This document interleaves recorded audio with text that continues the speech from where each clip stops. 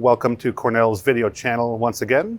In today's video, we're going to be going into a deep dive of our new Sentinel Digital AOR, or Area of Rescue system. In our previous video, we did an unboxing to get you more familiar with what to expect when you receive all of your equipment and the different components that make up your Sentinel Digital system. To get started, we're going to take a look at our main head-end unit.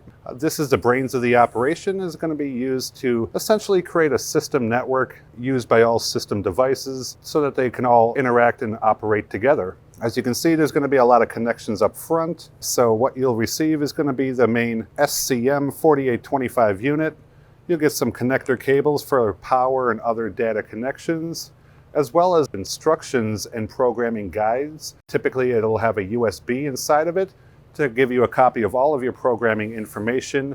It'll have installation manuals, programming guides, and a lot more information. We'll go over some of the connections that you'll be able to make to give you an overview of how it should connect with your other system devices. I'm going to try to tilt it up here a little bit, get a better view of some of the connections. It might look like a lot here, but it's really pretty basic stuff. You have 8 ports here. These are going to be for your main devices on your system, which are going to be your call stations to activate a call, or even a base station phone where all calls will be received. There's additional relay outputs here for auxiliary monitoring or supervision of different system statuses. We have a POTS power for like a POTS modem, a battery connection hookup. And then we have some AC fail and battery fail contacts should this main head-end unit have any issues. There's also some other network connections here used for different system devices, such as hooking up a PC to make programming changes, or to hook up a POTS modem to allow the system to use an analog phone line to dial out. You might remember in a previous video about that POTS modem, and we'll go into it again in a little bit. This unit also includes 2 SFP ports, and we also include the adapters. They're just RJ45 Ethernet adapters, but these are compatible with fiber optic cabling and adapters as well, not provided by Cornell.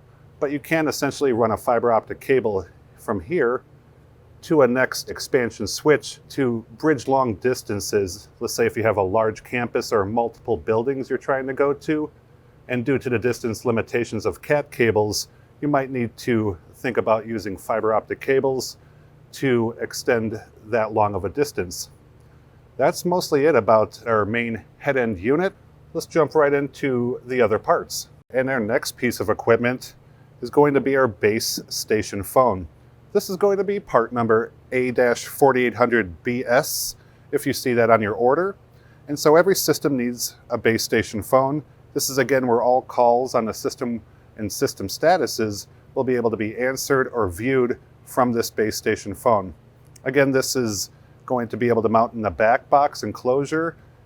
It's an optional add-on, or it comes with a desk stand to just mount it on a desk. On the back, it's just a simple Ethernet cable connection from our head-end unit, one of the 8 ports, or it can connect to an associated expansion switch, which we'll get into later. The base station phone is also a touchscreen digital IP-based phone.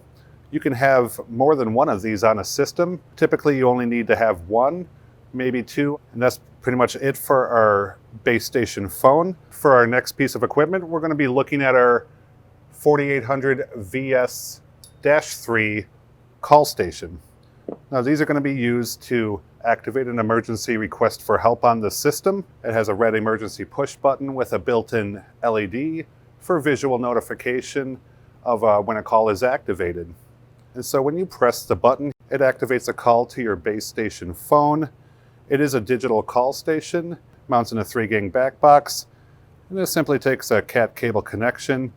It does use a digital SIP type of audio format, which is very high-end, high-quality audio and allows for even video and other expanded future operational capabilities. And that will pretty much conclude the 3 main devices that we're going to be using on our system, which is again our head-end, our base station phone, and lastly our call station device to activate a call. Next, we're going to take a look at our expansion switch device It's more of a kit. It comes with a couple pieces. The components you'll be receiving are going to be an 8-port PoE switch itself. It's powered by 24 volts DC power, and this enables you to get another 8 devices on your system network. You can also use them to extend the system capabilities and bridge long-distance cable runs. Typically with Cat cables, you're limited to 300 or so feet with each Cat cable distance, so you can go 300 feet in and 300 feet out for up to a total of 600 feet, or you can even daisy chain these to go even farther. You can also utilize the SFP ports inside of each expansion switch or the head-end unit to run fiber optic cabling in between them. And with fiber optic cables, you're able to go upwards of almost a mile in distance for very large systems, such as like a campus or a separate building. Included with each expansion kit is going to be an enclosure. You just simply mount this device inside of the back box, and it also includes a separate 24 volt DC power supply we showed earlier in a previous video that would mount adjacent to it to provide 24 volts DC power to your expansion switch. It will provide input power to a connector that should go here, and there's also an included battery backup with that expansion switch and power supply for it. Next, we're going to be taking a look at our battery backup option. So the head-end unit plugs into 120 volts AC power or a standard outlet, and it can be provided with a battery backup option. Our main basic system option is going to be a pair of 12 volt DC 7 ampere hour batteries and include an enclosure to mount those batteries in. This is a surface mount enclosure, can be mounted on a wall, and you can slide the batteries inside the enclosure and wire them to your head-end unit. There's a battery input here to connect them to. This is our smallest battery backup option. Typically provides around 2 to 4 hours of battery backup lifetime, and it does provide instantaneous switch over to their battery backup, so there's no loss of function or system capabilities at all. It is instantaneous switch over. Our larger battery backup option is typically aimed at providing a minimum of 28 hours of battery backup life. This is to meet a code requirement in California that requires 24 hours of standby power with an additional 4 hours of active battery backup time for a total of 28 hours. Our internal testing confirmed that those larger battery backup option will meet and exceed that requirement. By default, our system is able to use a digital phone line when dialing out.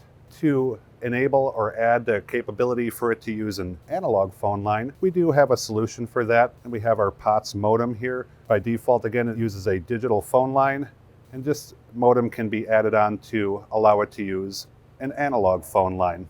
So that concludes our introduction video, introducing our Sentinel digital AOR system and devices. To recap, we have our head-end unit, our base station phone, we have our call station, then we have our expansion switches. We have battery backup options, as well as an optional analog phone modem if your system requires it. Thank you for taking the time today to watch our video. For more information, you can always visit our website at cornell.com or give us a call anytime with any questions. Thank you again.